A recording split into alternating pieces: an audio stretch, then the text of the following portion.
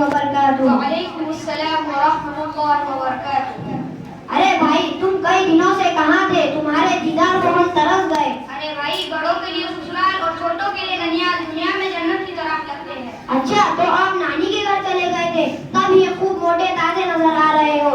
لگتا ہے تمہارے نانا کی ساری کمائی تم ہی کھا رہے ہو۔ ایسا لگتا ہے تمہارے نانا بہت کنجوس آدمی ہے، اسی لیے تم دبلے پتلے نظر آ رہے ہو۔ اللہ مجھے اور میرے نانا کو تمہاری نظر بد سے بچائے۔ اچھا بھائی جانے تو تم ناراض ہو گئے ہو، ذرا یہ تو بتاؤ تم وہاں پر کیا کر رہے ہو؟ ارے بھائی میں وہاں اسکول بھی پڑھتا ہوں، ہمارے محلے میں مکتب چلتا ہے، اس میں ہر روز پابندی سے جاتا ہوں۔ ہمارے حافظ صاحب بہت اچھے ہیں، بہت محنت سے پڑھاتے ہیں۔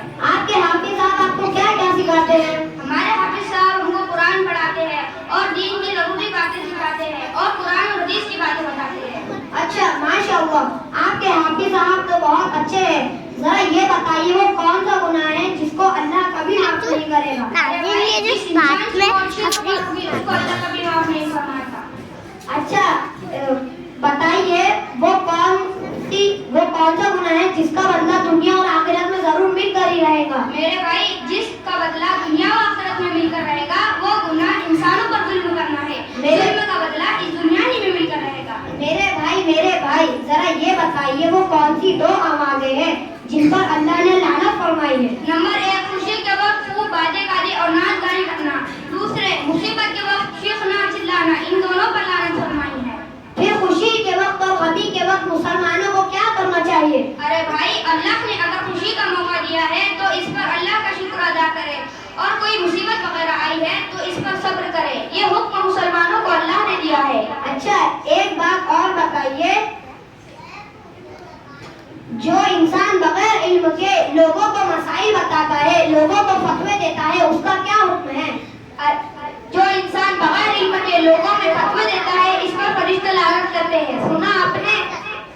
اچھا آخری ایک بات اور بتا دیجئے، وہ کون سی دو چیزیں ہیں جو انسان کو تلاش کر کے خود اس کے پاس پہنچ جاتی ہے؟ نمبر 1 موت ہے جو انسان کو خود تلاش کر کے پہنچ جاتی ہے، دوسرے انسان کا رزق ہے وہ اس کو تلاش کر کے پہنچ جاتا ہے۔ اور یہ بھی سن لیجیے کہ آج کا انسان موت سے ڈر رہا ہے اور چھپ رہا ہے اور روٹی کے پیچھے اتنا دوڑ رہا ہے کہ حرام و حلال کی تمیز ختم کر دیتا ہے، حق اور ناحق کو بھول جاتا ہے، ظلم اور انصاف کو بھول جاتا ہے، کسی کا مال چراتے ہوئے اللہ کو بھول جاتا ہے، جبکہ کچھ بھی قدر قسمت سے زیادہ پر اس کو نہیں مل سکتا۔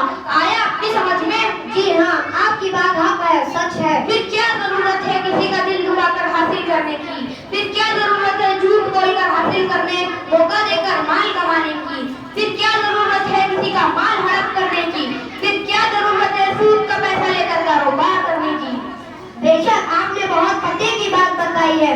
حقیقت میں اگر ہمارا ایمان مضبوط ہو جائے اور اس بات پر ہمارا ایمان جم جائے کہ تقدیر کا لکھا ہوا مٹا نہیں سکتا، تقدیر کا لکھا ہوا مل کر رہے گا، پھر ہماری ساری الجھنیں اور پریشانیاں دور ہو جائے گی، پھر مسجد میں ہمارا دل لگے گا، نماز میں ہمارا دل لگے گا۔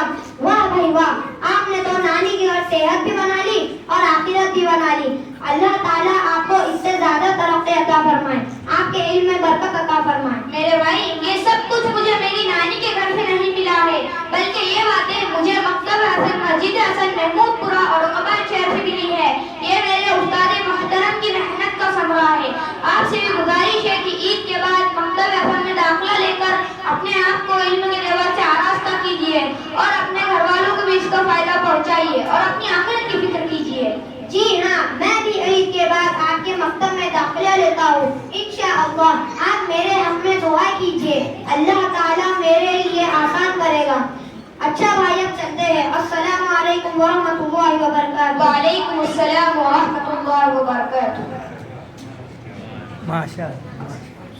ماشاءاللہ یہ بچے پرجوش انداز میں تقدیر جیسے پیچیدہ مسئلے پر گفتگو کر رہے ہیں۔ تقدیر کے بارے میں حدیث میں آتا ہے کہ جس آدمی نے تقدیر کے بارے میں بحث کی وہ گمراہ ہو گیا، یعنی تقدیر کا اتنا نازک مسئلہ ہے۔ اللہ تعالیٰ ہمیں صحیح سمجھ اور صحیح علم نصیب فرمائے۔ اب اس کے بعد ایک طالبہ